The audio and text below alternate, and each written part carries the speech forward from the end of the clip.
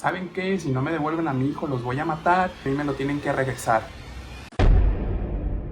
Bienvenidos a un nuevo video, yo soy José Macías, por si aún no me conoces te invito a que te suscribas a mi canal, me ayudarías muchísimo y como vieron en el título, el día de hoy les traigo después de mucho tiempo, yo sé que estaba en deuda, pero pues ya llegué, ya les he traído el story time de la vez que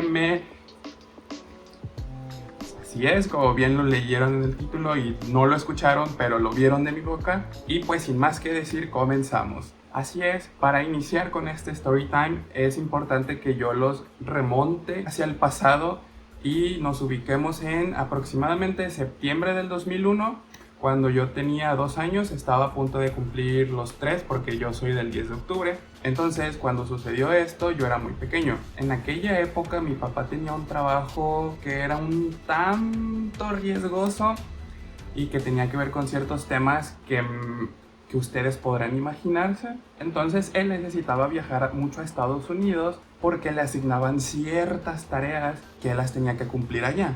Es así que debido a sus constantes traslados de aquí para allá, pues toma la decisión de llevarnos a vivir con él a California, precisamente en Fresno. Comenzamos con los preparativos y así es como da inicio a esta historia. En este caso tuvimos que solicitar los servicios de estas famosas personas que cruzan gente por la frontera para llegar allá, que se llaman coyotes. Así que buscando una prima de mi mamá, le recomendó una persona que conocía a alguien que era una mujer que se dedicaba a este tipo de trabajos. Así que básicamente nadie de la familia sabía quién era, solamente la habían escuchado de diversas personas allegadas a la familia. Se trataba de una pareja. La mujer era muy joven, tenía aproximadamente 30 años y el hombre era mayor que ella. Creo que él tenía aproximadamente 50 años o un poquito más. La situación particular de esta pareja es que no podían tener hijos por alguna razón y ellos anhelaban muchísimo tener una familia pues con hijos, ¿no? Cuando nos íbamos a poner de acuerdo sobre cómo iba a estar el movimiento, recuerdo, esa vez solo fue la mujer. Inmediatamente en cuanto me miró, lo único que pudo decir fue como de ¡ay, qué niño tan bonito! No puede ser, qué precioso. Sin conocerme, de hecho, corrió y me abrazó y como que sintió como mucha afinación hacia mí y pues se encariñó. Ok, ¿cuál era el plan para cruzar hacia Estados Unidos? El plan en sí era de que yo pasara con la mujer en su automóvil por la frontera, haciéndome pasar por su hijo, porque de esta manera era más fácil de que nos dejaran pasar porque se vería como la intención de que pues somos una familia, ¿no? Mi mamá para esto obviamente jamás estuvo de acuerdo, de hecho ella discutió mucho con esta persona porque le insistía demasiado y la trataba de convencer y de persuadir, pero mi mamá desde el inicio jamás estuvo de acuerdo. Pasaron los minutos, pasaron las horas y esta mujer se encargó de darle a mi mamá a entender que era la única manera posible supuestamente de que yo pudiera pasar y que de este modo pues no nos descubrieran. Error. También para esto se acordó que mi mamá iba a cruzar con el esposo de esta mujer. Llegó el momento y yo iba con esta mujer y pues sí, logramos cruzar hacia allá. Por su parte, el tipo que llevaba a mi mamá fue descubierto. Mi mamá iba escondida en la cajuela, se dan cuenta, abren la cajuela, descubren a mi mamá y lo que hacen es deportarla porque ya estaba por cruzar y la deportan y llega a Tijuana. Como él era estadounidense, pues él creo que sí pudo pasar, pero también tuvo unas cuestiones legales, entonces a él como que lo arrestaron o algo así. Mi mamá se fue a un hotel ahí en Tijuana a las 2 de la mañana, esto fue, entonces ya era de madrugada, ya era tarde. Se instala mi mamá y cerca de este hotel había un teléfono público, porque recordemos que en los 2000 todavía estos teléfonos eran muy populares, era prácticamente lo que se utilizaba diariamente y pues había uno en cada esquina. Mi mamá decide ir a este teléfono a llamarle a mi papá para preguntarle que cómo estaba yo, porque ella asumía que yo ya estaba con mi papá. Esto fue a las 4 de la mañana. Mi mamá le explica la situación a mi papá y le dice que se supone que yo ya debería de estar en Estados Unidos para esa hora, porque fui el único que pudo ingresar. Como yo aún no estaba con mi papá, él le dice a mi mamá, yo no tengo manera de comunicarme contigo de regreso, márcame en 2 horas para que sepas si el niño ya está conmigo o todavía no. Transcurridas las 2 horas, mi mamá le marca nuevamente a mi papá y le explica que los coyotes ni siquiera volvieron a marcarle por teléfono a mi mamá y por ende se daba a entender que se habían desaparecido conmigo. Aproximadamente 15 o 20 días después, casi 3 semanas, pasaron y mi mamá aún no sabía absolutamente nada de mí, ni de mi paradero, ni dónde estaba, ni si estaba bien o si seguía incluso vivo. Mi mamá para esto ya se encontraba demasiado triste, pero aún así continuaba yendo noche tras noche, tras noche, tras noche a marcarle a mi papá, preguntarle qué sabía de la situación, si había avanzado en algo, con la esperanza de que él le dijera que a lo mejor ya me tenía a mí, pero no era así, yo todavía no aparecía para ellos. Una anécdota curiosa que mi mamá nos ha contado de estos días en los que estuvo en Tijuana en el hotel fue que mientras caminaba en una ocasión al teléfono público, ella se encontró la figura de una virgencita que se llama la Virgen de los Lagos. La verdad es que nosotros nunca hemos sido una familia muy religiosa ni hemos creído en absolutamente ninguna religión, pero para ella fue como algún tipo de señal o algún tipo de designio que la hizo sentir un poco más tranquila o la reconfortó de cierto modo, ¿saben? Así que ella decidió levantarla, la recogió, la limpió y la guardó. Resulta que cuando se acerca al teléfono y le llama a mi papá, justamente esa noche, cuando se encontró la figura de la Virgen, yo ya estaba con él. E incluso, para sorpresa de mi mamá, mi papá ya había mandado a unas personas de confianza por ella, para que la recogieran en México y la trajeran conmigo y con mi papá a Fresno. Muy bien, ahora es momento de contarles cómo fue que mi papá pudo recuperarme, porque él elaboró un plan y él fue quien me recuperó.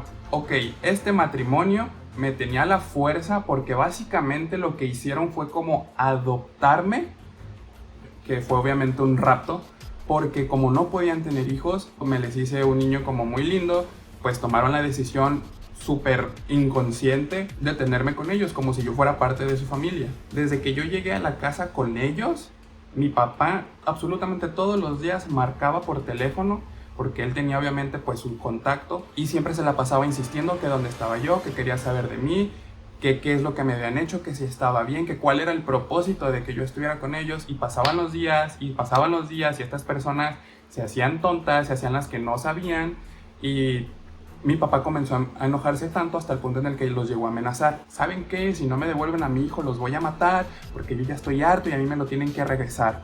Se armó de valor, ¿no? Y pudo como darles a entender que esto era serio. Al mismo tiempo que sucedían estos eventos, mi estadía en esa casa fue muy mala. Yo estaba muy descuidado, o sea, me tenían, pero ni siquiera se hacían responsables por lo menos de darme agua o quizá de darme de comer, y si lo hacían era muy poco y tenían que pasar varios días para que pudiera volver a comer o a tomar agua. Entonces yo ya estaba desnutrido, yo ya estaba cansado, yo tenía sueño, estaba privado de todo absolutamente. Me habían encerrado en un cuarto, como les comento, como tal, nunca me agredieron físicamente, pero sí recuerdo que ellos me habían puesto una soga que se les llama aquí en México mecates, que suelen ser muchas veces como de varias hebras de plástico. Les voy a poner una foto por aquí, más o menos, y yo recuerdo que ellos me dijeron que cada vez que yo contestara al teléfono, porque yo sabía que eran mis papás, porque yo llegué a contestar en alguna ocasión y yo escuchaba la voz de mi papá, entonces ellos me colocan esta soga, me decían que cada vez que yo contestara de nuevo el teléfono, la iban a apretar y le iban a apretar y me iba a lastimar y me iba a doler.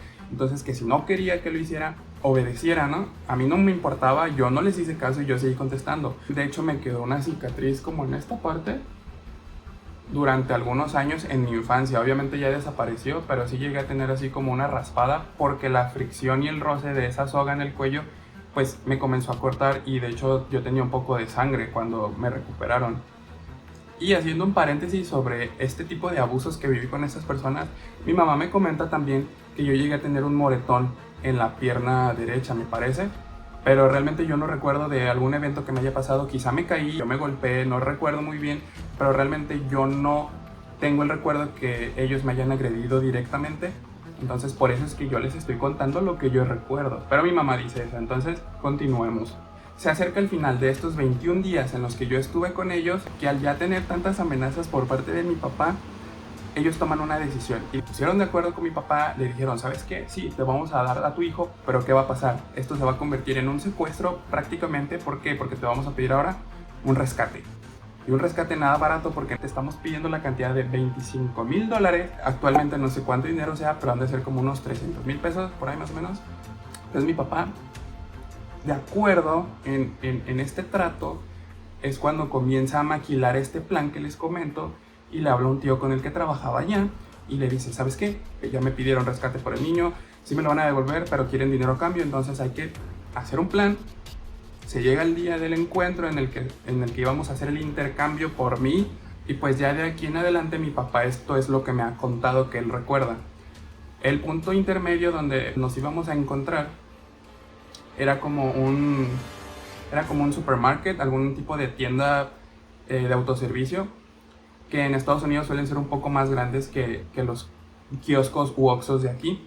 Entonces suelen tener un estacionamiento. Lo que hizo mi papá fue irse con mi tío en su auto y mi tío iba a esperar a mi papá a espaldas de esta tienda. Por lo que mi papá iba a rodear, se iba a encontrar con estas personas donde estaba yo en el auto de esta pareja. Y de aquí en adelante yo recuerdo que yo estaba en el asiento del copiloto con esta señora y mi papá llegó corriendo y yo solo recuerdo que él me agarró por la ventana del auto y me sacó. Como yo estaba muy pequeño, realmente no recuerdo de todo lo que estaba sucediendo ni de la magnitud de la situación, pero mi papá me contó que en ese momento él les aventó la maleta con el dinero supuestamente al asiento de atrás de su coche, me agarra a mí por la ventana, salimos corriendo y él se va a rodear la tienda a espaldas donde estaba mi tío con el auto encendido y la puerta abierta. Se avienta mi papá conmigo, mi tío arranca y nos vamos. Porque se supone que en la maleta no había dinero, o sea, no había dinero, no les había pagado absolutamente nada del rescate y ellos lo único que hicieron fue arrancar su auto también porque querían deslindarse de la situación y no querían que mi papá tomara represalias y ellos asumieron que ahí llevaban su fortuna y ya habían triunfado, así que pues ellos nos dieron la ventaja a nosotros de poder huir. Por fin logramos reunirnos los tres, mi mamá, mi papá y yo. Pero yo estaba mal, estaba sucio, estaba descuidado y no me cambiaban la ropa porque no tenían, no había comido, estaba deshidratado y aparte estaba asustado por todo lo que había sucedido.